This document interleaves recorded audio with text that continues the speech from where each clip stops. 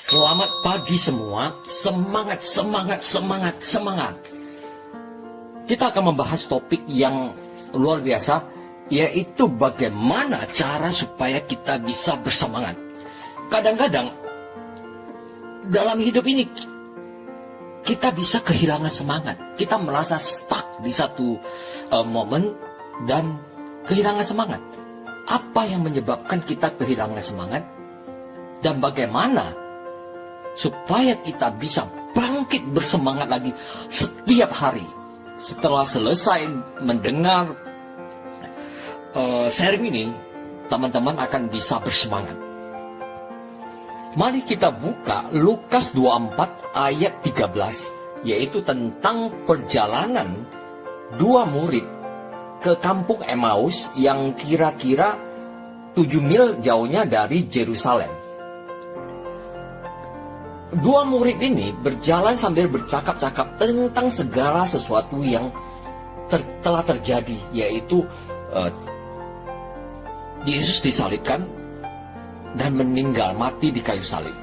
Ketika mereka sedang bercakap-cakap dan bertukar pikiran, datanglah Yesus sendiri mendekati murid-murid ini, lalu berjalan bersama-sama mereka.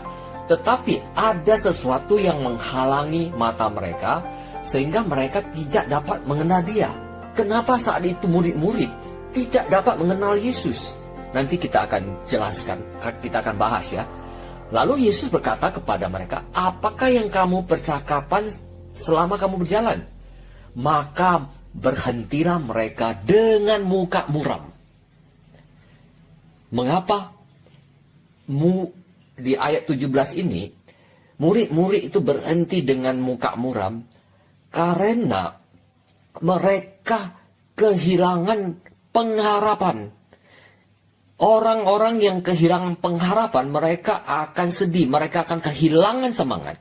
Karena murid-murid ini menganggap Yesus adalah pembebas Israel dari jajahan bangsa Romawi.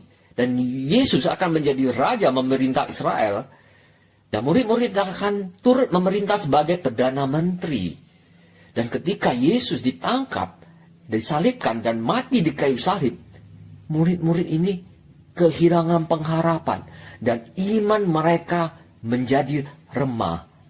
Saat iman mereka meremah, mereka tidak bisa mengenal Tuhan Yesus. Orang-orang yang kehilangan pengharapan, iman mereka melemah dan mereka tidak bersemangat.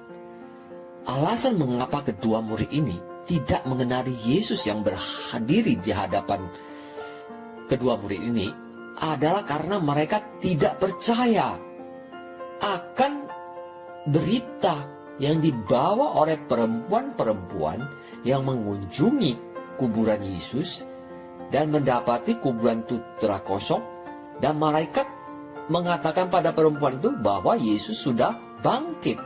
Lalu perempuan itu kembali menceritakan kepada murid-murid yang lain, termasuk kedua murid ini, tetapi mereka tidak percaya. Maka mereka tidak bisa mengenali Yesus saat itu. Di ayat ke-25, Tuhan Yesus sendiri berkata kepada mereka, hai kamu orang bodoh, betapa lambannya hatimu, sehingga kamu tidak percaya segala sesuatu yang telah dikatakan para nabi. Lalu Yesus menjelaskan tentang dia di dalam kitab suci. Dan sampailah mereka pada tujuan. Lalu kedua murid itu mengundang Yesus untuk makan. Saat Yesus duduk makan bersama mereka, dia mengucap berkat dan memecahkan roti. Kedua murid ini langsung matanya terbuka, karena mereka jadi ingat. Oh, berarti apa yang dikatakan perempuan-perempuan bahwa Tuhan Yesus sudah bangkit ada benar. Maka iman mereka tumbuh, mereka percaya, dan mereka bisa melihat, mengenali Tuhan Yesus. Dan Tuhan Yesus melenyap dari hadapan kedua murid ini. Tuhan Yesus berkata pada mereka, hai kamu orang bodoh, betapa rambannya hatimu untuk percaya. Benar kan?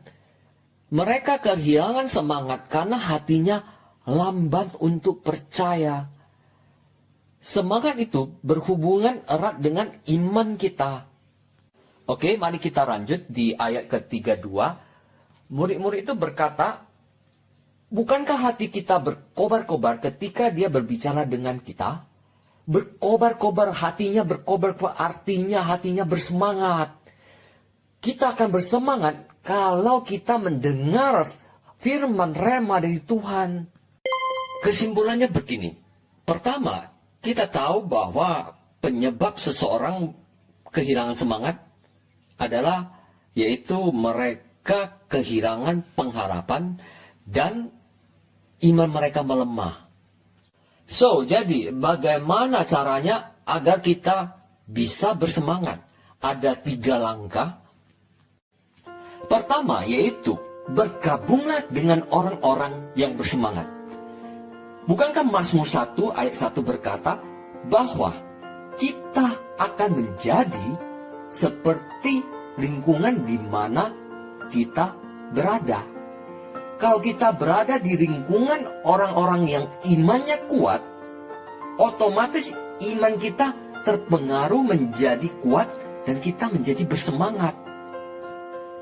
Langkah kedua, kita bisa menambah iman dengan praise worship, memuji dan memuliakan Tuhan.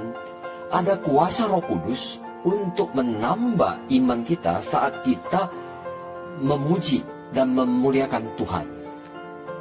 Langkah ketiga tertulis di Lukas 24 ayat 32. Iman kita bisa dikuatkan kalau kita mendengar firman Tuhan.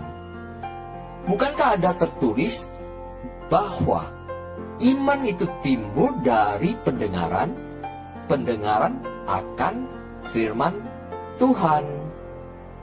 Oke? Kiranya Tuhan memimpin, melindungi, dan memberkati kita semua. Jadilah kuat di dalam Tuhan. Be strong in the Lord. Semangat, semangat, dan semangat terus.